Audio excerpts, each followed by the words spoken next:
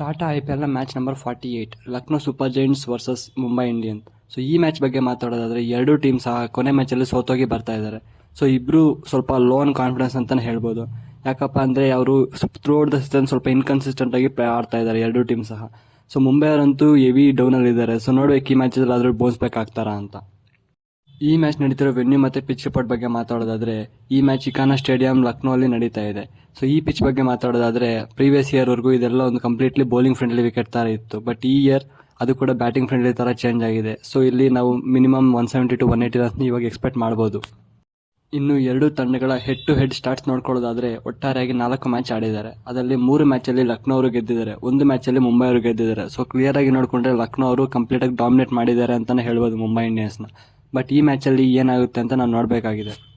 ಇನ್ನು ಎರಡು ತಂಡಗಳ ಪ್ರಾಬಬಲ್ ಪ್ಲೇಯಿಂಗ್ 11 ನೋಡ್ಕೊಳ್ಳೋದಾದ್ರೆ ಮೊದಲನೇದಾಗಿ ಲಕ್ನೋ ಸೂಪರ್ ಜೈಂಟ್ಸ್ ಅವ್ರ ಕಡೆಯಿಂದ ಕ್ವಿಂಟನ್ ಡಿಕಾಕ್ ಅವರು ಕ್ಯಾಪ್ಟನ್ ಹಾಗೂ wicketkeeper, KL Rahul, Marcus Stoinis, Deepak Hooda, Nicholas Pooran, Ayush Badoni, Krunal Pandya, Matt Henry, Ravi Bishnoi, Mohsin Khan, Yash Thakur ಹಾಗೂ ಅಮಿತ್ ಮಿಶ್ರಾ ಅವರು ಕಣಕ್ಕಿಳಿದಿದ್ದಾರೆ.